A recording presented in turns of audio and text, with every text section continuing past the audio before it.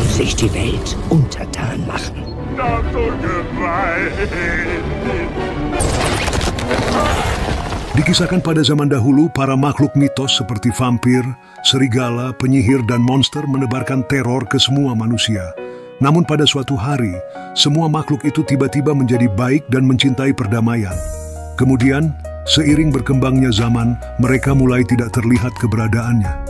Beberapa dari mereka bersembunyi di tempat rahasia, bahkan sampai ada yang tidak pernah menunjukkan rupanya. Lalu, kita akan difokuskan dengan seorang remaja vampir bernama Vlad. Dia adalah anak vampir yang tinggal dan bersembunyi di tengah-tengah kehidupan manusia normal. Sore ini, Vlad diantar ayah dalam perjalanan menuju sekolah sihir yang mengundangnya. Di tengah perjalanan, roda mobil terhenti setelah ditahan oleh seorang troll yang meminta bukti izin masuk mereka. Selagi ayah mengambil bukti izin, troll ini mulai membacakan sebuah ramalan yang menjelaskan bahwa nantinya ada 3 makhluk akan bersatu dan bersiap untuk bertarung mengusir iblis. Kemudian, mereka pun dipersilahkan memasuki kota. Sesampainya di kota, ayah mulai bernostalgia dengan menceritakan masa kecilnya yang juga pernah tinggal di kota ini. Lalu, di tengah perjalanan, lagi-lagi mereka terhambat oleh pengendara sepeda yang tanpa sengaja tertabrak ayah. Polisi yang berada di sana pun segera memastikan keadaan. Si pengendara sepeda, Vlad ataupun ayah, tidak menyadari kalau liontin yang ia kenakan mengubah sepeda dan topi milik polisi sebelumnya. Dan karena tidak ada yang terluka, polisi mempersilahkan mereka melanjutkan perjalanan. Tidak membutuhkan waktu lama, kini Vlad dan ayah sampai di tempat penginapan mereka. Tetapi, Vlad justru protes dengan tempat tinggal sementaranya sebab terlihat sangat rapuh. Ayah yang memaksa agar Vlad mau menginap di sini, bikin Vlad tidak memiliki pilihan lain selain mengikuti kemauan ayahnya. Vlad kemudian berterus terang kalau dia takut akan mengecewakan ayahnya di sekolah baru. Namun, ayah berhasil meyakinkan Vlad dengan berkata bahwa sekolah rahasia percaya dengan kemampuan Vlad, sebab itulah mereka mengundangnya bersekolah di sini. Malamnya, ayah kedatangan salah seorang vampir dari pihak perpajakan yang membawakan rincian kehidupan mereka berdua serta seluruh biaya sekolah. Ia begitu terkejut setelah mengetahui kalau nominalnya tidaklah murah. Ayah yang tidak mau Vlad mengetahui hal tersebut coba untuk menutupinya dengan membuat senyum sumringah lalu mengantarnya ke sekolah. Sesampainya Vlad di sekolah baru, ia langsung mendapati beberapa senior sedang menjahili salah satu juniornya. Beruntung ada 3 peri yang menyudahi aksi tersebut dan berkata, "Nggak usah sok jago, kalian cuman berani keroyokan." Vlad yang kebetulan berada di sana langsung berkenalan dan mendapatkan teman pertamanya di sekolah baru. Dia bernama Wolfie, yang merupakan seekor manusia serigala. Vlad yang masih kebingungan menunggu kemunculan ayahnya, didatangi tukang bebersih dan memaksanya untuk mengikuti acara perkenalan anak baru. Vlad tidak tahu kalau ayahnya pergi ke kantor pajak untuk meminta keringanan biaya hidup dan sekolah darinya. Namun, sebagai kepala keuangan perpajakan, wanita judes yang bernama Meyer ini menolak permintaan ayah. Dia bahkan tanpa segan akan mengusir ayah dan Vlad ke kota lain kalau tidak mampu membayar semua biayanya. Kecuali ayah bersedia mengganti semua biaya hidupnya dengan menjual barang berharga yang ia punya. Entah dari mana Meyer mendapat info barang tersebut. Tapi maksud dari Meyer adalah liontin yang selalu dikenakan Vlad.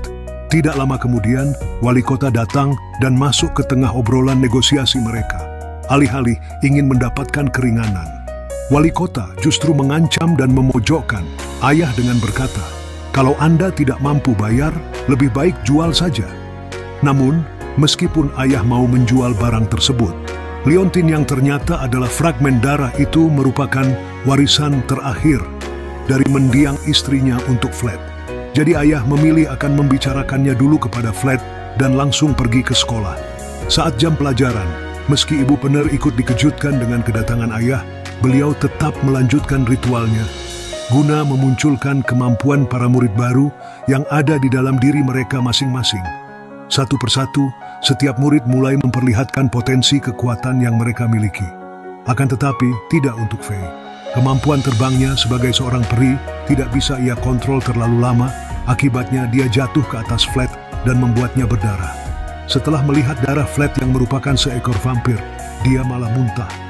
Ditambah Wolfie malah alergi dengan bulunya sendiri, meskipun dia seekor manusia serigala. Sepulangnya dari sekolah, Flat mengaku kepada ayahnya kalau dia merasa malu. Masa vampir tukang minum darah malah muntah melihat darah? Namun, ayah berhasil meyakinkan Flat bahwa nantinya Flat pasti akan terbiasa. Di sisi lain, Wolfie sedang berkonsultasi dengan dokter hewan, sebab alergi dengan bulunya sendiri. Begitupun dengan Faye, yang mana aksi videonya di acara perkenalan anak baru membuat ia harus menjadi meme. Sejak kejadian tersebut, baik Flat, Wolfie, maupun Faye merasa sangat sedih dan malu.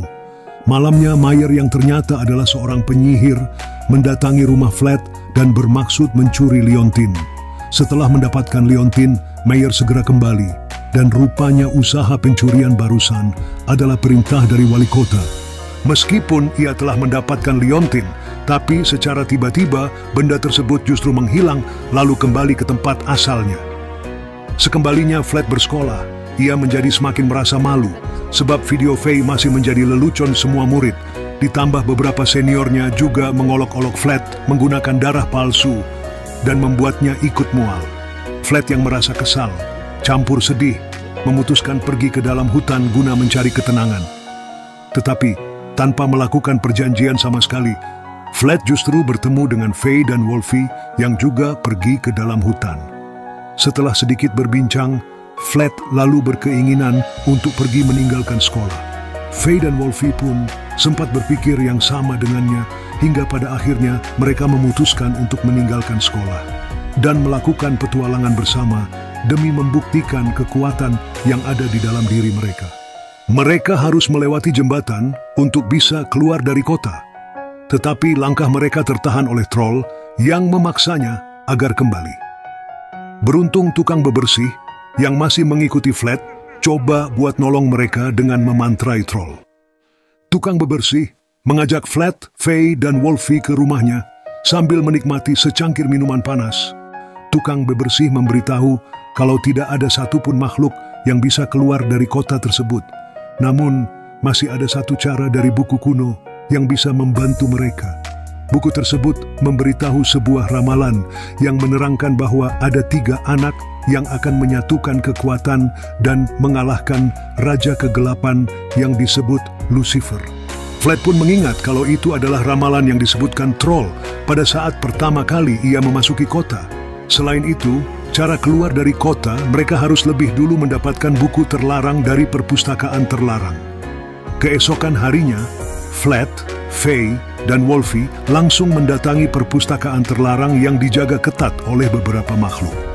Dengan mengendap-endap, mereka berhasil melewati penjagaan dan masuk ke salah satu ruang terlarang. Di sini, mereka dikejutkan dengan kehadiran anjing pembunuh. Beruntung Wolfie bisa mengatasi anjing itu dengan memberikan makanan miliknya.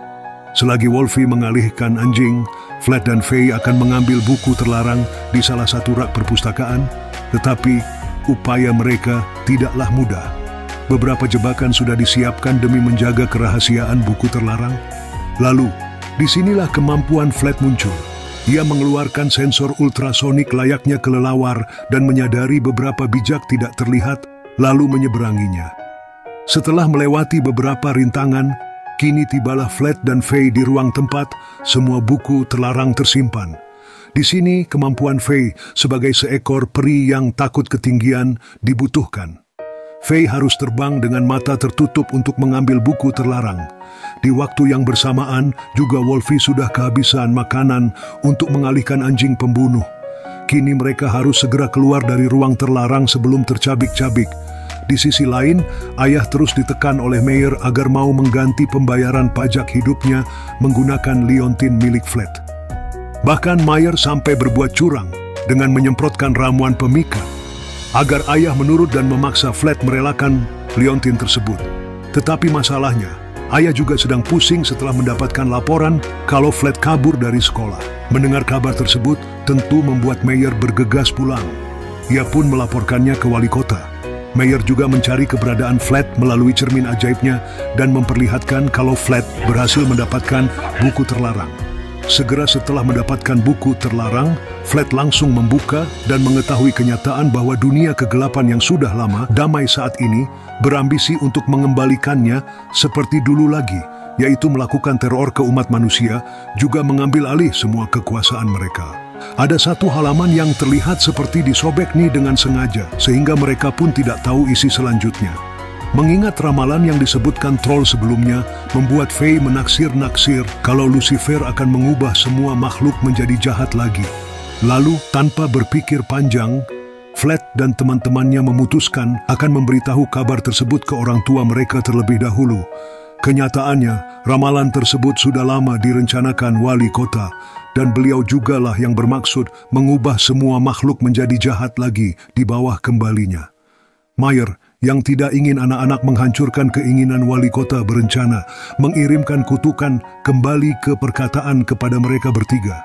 Kutukan tersebut membuat setiap kata yang Flat ucapkan jadi terbalik. Dia sebenarnya pengen bilang iya, tapi yang keluar dari mulutnya malahan kata tidak. Flat juga dibuat menjadi semakin kesal, sebab ayah terus membujuknya agar mau menyerahkan Leontin demi kelangsungan hidup mereka di kota.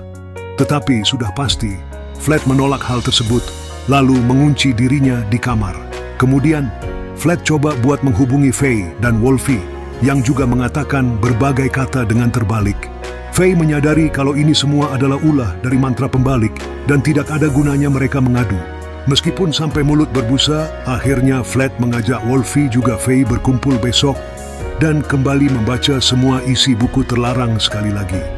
Keesokan harinya, setelah Flat selesai membaca semua isi buku terlarang, ia menyadari jika kejadian yang ia alami sebelumnya merupakan ulah dari Leontin. Leontin itu memiliki kemampuan untuk memutar waktu dan mengembalikan sesuatu yang baru menjadi lama. Dan sudah dipastikan kalau Leontin milik Flat juga mampu mengubah kedamaian semua makhluk saat ini menjadi jahat seperti dahulu kala. Buruknya lagi Faye mengetahui kalau wali kota memiliki bongkahan Leontin yang sama dan ia letakkan di atas menara. Wolfie dan Faye akan mengalihkan perhatian petugas selagi Flat menyelinap ke atas menara. Leontin miliknya juga menuntun Flat seolah-olah tertarik dengan sesuatu. Dan benar saja, setelah sampai di atas menara, Flat mendapati bongkahan besar seperti Leontin miliknya. Di sisi lain, Mayer mulai menyadari kalau efek dari mantra waktu yang berasal dari batu kristal perlahan menyebar, mengubah berbagai benda di kota.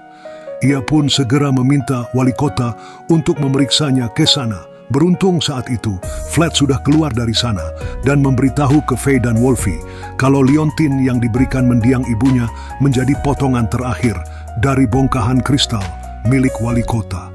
Efek mantra waktu tadi juga tanpa sengaja mengembalikan potongan akhir dari buku terlarang yang menjelaskan kalau Lucifer akan mengubah semua makhluk menjadi jahat kembali saat gerhana matahari. Mereka bertiga juga baru sadar kalau ternyata Lucifer yang dimaksud dari buku terlarang adalah wali kota. Dan kebetulannya lagi, hari ini bertepatan saat gerhana matahari muncul.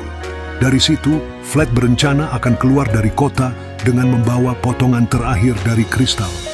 Karena tanpa potongan terakhirnya, mantra waktu tidak akan bekerja dengan maksimal. Tetapi, sebelum itu Mayer lebih dulu mengetahui keberadaan Flat. Kemudian wali kota berencana menangkapnya, sementara Mayer akan mengatasi ayah. Setibanya di jembatan pembatas kota, tanpa diduga, troll mempersilahkan Flat untuk kabur. Namun, dari belakang, wali kota segera menculik Faye dan mengancam akan menghabisinya jika potongan terakhir kristal tidak ia serahkan. Karena tidak memiliki pilihan lain, akhirnya Flat mengikuti kemauan wali kota dengan menemuinya di atas menara sebelum gerhana matahari. Di waktu yang bersamaan, Mayer kembali menyemprotkan ramuan pemikat ke ayah agar mau menuruti semua perkataannya. Tetapi secara tiba-tiba, ayah melihat sebuah cahaya merah yang berasal dari menara dan mengetahui kalau itu adalah mantra jahat. Ayah akhirnya menyadari kalau wali kota sedang melakukan rencana jahat. Ditambah Flat bersama teman-temannya sedang dalam bahaya, ayah juga baru sadar kalau dia beberapa kali telah dimantrai oleh Mayer. Kemudian, saat ayah akan pergi menyelamatkan Flat, Mayer justru dengan sengaja mengulur waktunya. Tinggal beberapa detik lagi sebelum gerhana matahari penuh. Semua makhluk di kota sudah berkumpul untuk menyaksikan fenomena langka tersebut. Wali kota lalu memasang potongan terakhir dari kristal tepat sebelum jam 1 siang. Tapi secara tiba-tiba, kristal milik Flat yang masih memiliki kutukan pengikat kembali ke rumah tukang bebersih. Sudah pasti wali kota menjadi semakin geram karena rencananya selama ratusan tahun ini digagalkan oleh beberapa bocah. Ia pun mengeluarkan kemampuannya dan menyerang mereka bertiga. Tidak terima melihat teman-temannya menderita, Wolfie menunjukkan kemampuan alamiah dan langsung menyerang wali kota. Fei pun berhasil mengatasi fobianya dan kembali dengan terbang ke dalam menara. Kemudian ia memberikan serbuk peri kepada Flat agar ia berubah menjadi vampir. Semakin kesal dengan kekalahannya dari 3 bocah, wali kota mengeluarkan semua kekuatannya yang ia arahkan ke Flat dan tanpa sengaja menghancurkan kristalnya sendiri. Serangan tersebut juga seketika berbalik ke wali kota dan seketika mengubahnya menjadi abu. Meski tidak ada siapapun yang tahu mengenai pertarungan mereka dengan Lucifer, tapi pada akhirnya masa-masa kedamaian semua makhluk masih terus berlangsung hingga saat ini. Tukang bebersih juga datang untuk mengembalikan Leontine kepada Flat dan mereka pun kembali menjadi keluarga bahagia. Demikianlah alur cerita dari film The Magic Kids 3 Unlikely Heroes. Sampai jumpa di video selanjutnya.